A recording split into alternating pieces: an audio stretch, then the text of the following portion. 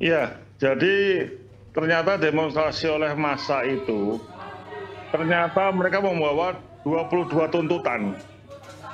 22 tuntutan ya termasuk di dalamnya ada kenaikan pajak PBB yang sampai 250%. Ya. Jadi memang bermacam-macam di situ tertumpuk Baik. sudah. Masalah itu banyak sekali. Tapi Oke. kami dari DPRD kami sudah sudah kemarin sudah kita lihat ternyata ada 12, ternyata cuma hanya 12 tuntutannya yang ada itu. Pak Joni, ini Ya. sebelum kita mulai soal update Proses proses politik hak angket begitu ya, Iya. bisa dijelaskan Pak Joni, kenapa sampai akhirnya DPRD itu melakukan hak angket gitu ya kepada Bupati Pati? Ya, jadi kami kemarin itu pada saat demo besar itu kantor DPRD ikut juga digeruduk juga akhirnya karena Oke. pada saat itu Pak Bupati belum segera menemui pendemo.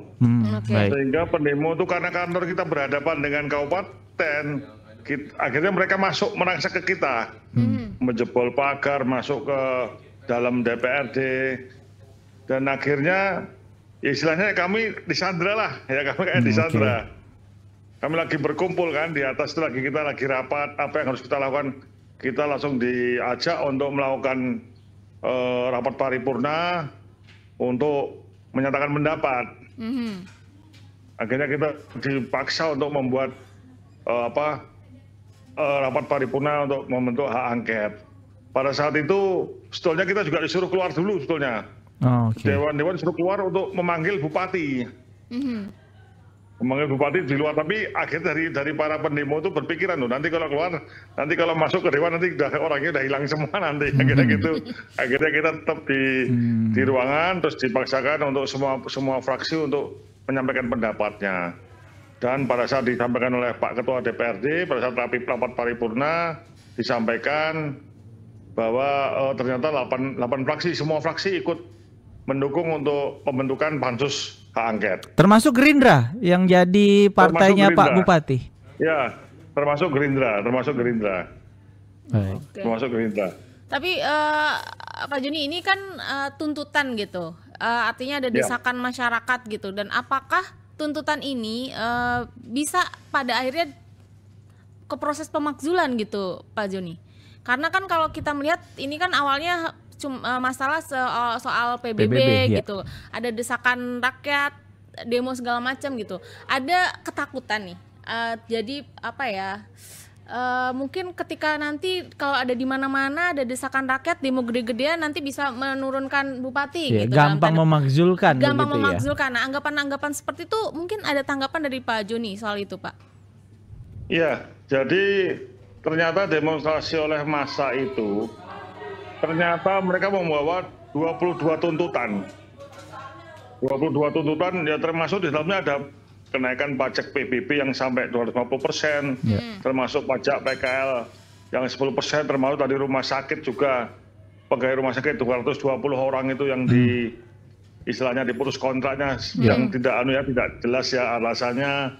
Jadi memang bermacam-macam di situ tertumpuk sudah. Masalah itu banyak sekali. Tapi kami dari DPRD kami sudah kemarin sudah kita lihat ternyata ada 12, ternyata cuma hanya 12 tuntutannya yang ada itu. Baik, mungkin bisa dijelaskan beberapa Pak Joni, yang kita tahu kan tadi soal pemutusan karyawan begitu ya, lalu PBB begitu.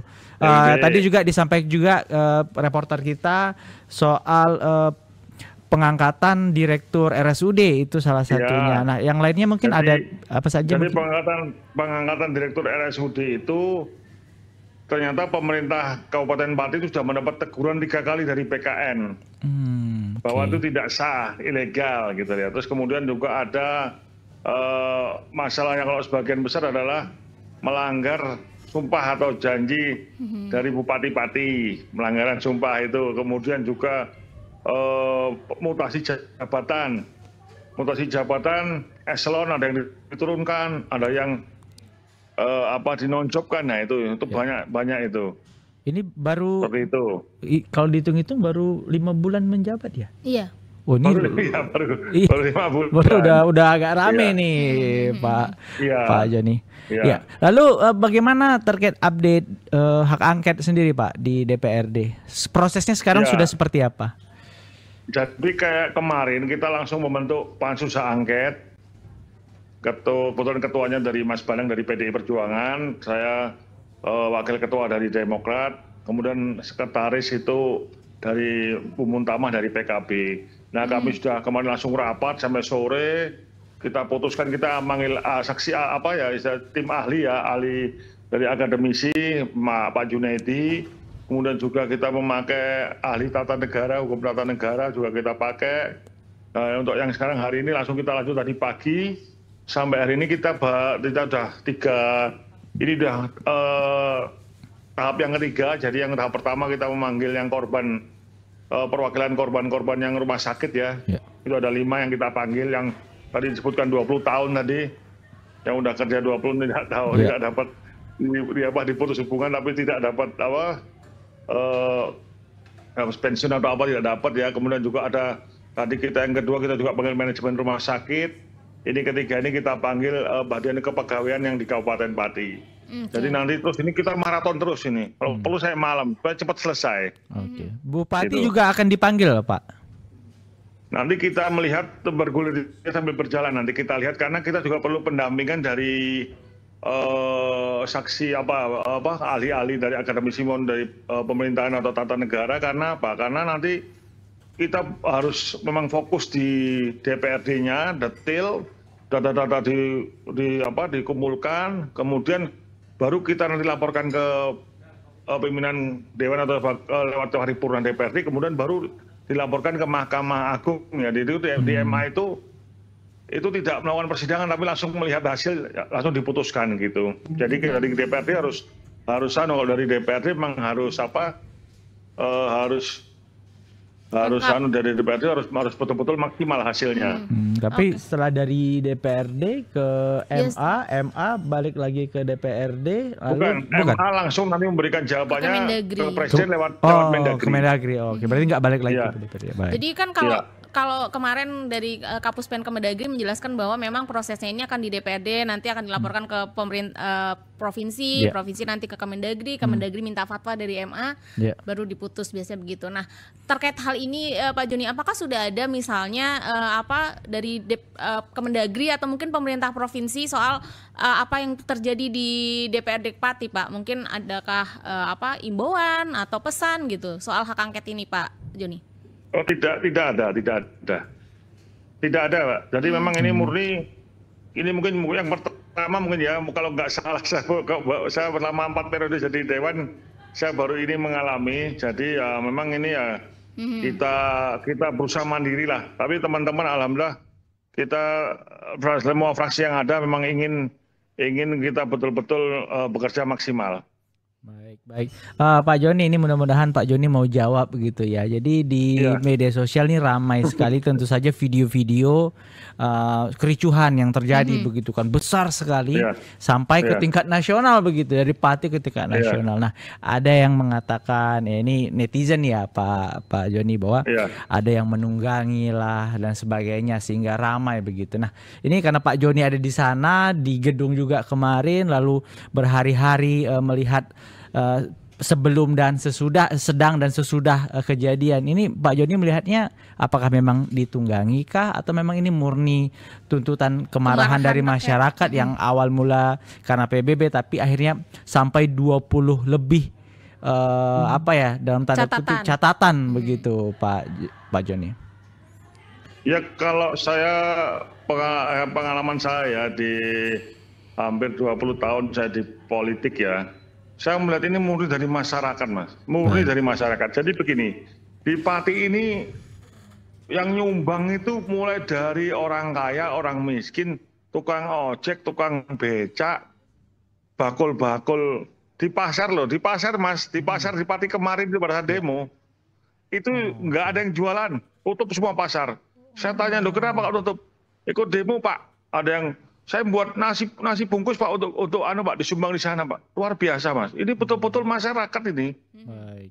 Jadi saya mikir kalau mungkin ada partai politik yang ikut campur di sana, pasti tidak sebanyak itu. Banyak sekali nih. Iya. Banyak sekali Pak. Kalau saya sampai ngeri, saya baru tahu ini saya. Ngeri, betul-betul ngeri. Oke. Apa mungkin gara-gara ditantang itu atau gimana? Saya juga nggak Ya mungkin itu tahu yang ya. itu yang memanaskan juga sih Iya, sebenarnya awalnya kalau dari ditantang. POV ya kita. mungkin ya. Soalnya masih adem ayam, sebelum itu masih adem ayam. Iya, betul. Terus ditambah perkara yang sama Satpol itu yang Iya, mengambil minum. betul. Nah, Iya. itu mungkin pemicunya juga gimana? Iya, Saya begitu. juga nggak jelas juga ya. Ini padahal ya Pak Joni ya, ini kalau kita Iya. tarik lagi ke atas sebenarnya bukan hanya Pati yang menaikkan PBB, ada Semarang, Betul. ada Jombang, Betul. ada Cirebon. Cirebon Cirebon juga. tuh berapa persen? Iya. 1.000. Awalnya 1.000 tapi akhirnya dibantah 1.000% oleh wali ya? kota Oh. Cirebonnya. Begitu. Artinya Iya, iya. sebenarnya ini kan tahun-tahun lalu juga ada juga gitu kenaikannya. Ada juga. Tapi memang Iya. ada pemantik yang bikin jadi Rakyat sangat marah. besar seperti ini begitu. Betul itu. Oke. Jadi oke, Pak Joni, ini artinya kan masih sangat panjang begitu ya proses hak angket ini. Ya. Maraton, tadi Pak Joni sampaikan banyak hal lah yang akan dilakukan terus ya oleh DPRD begitu. Jadi ini mungkin saya cuma mikir gimana ya nanti kondisi dari Pati sendiri Pak dengan pasca kejadian ini begitu, gimana koordinasi dengan pemerintah daerah, pemerintah provinsi dan kepolisian untuk tetap menjaga kondusivitas di Pati, Pak. Ya, jadi memang maka dari itu kita dari pansus hak angket kita ingin kerja maraton dan cepat sehingga memang jangka waktunya 2 bulan Mas untuk menyelesaikan masalah hak angket ini. Ada waktunya ada 2 bulan, tapi kita ingin cepat. Jadi kita maraton, kita udahlah kita sudah bertekad sama-sama karena nanti ini termasuk juga hubungan.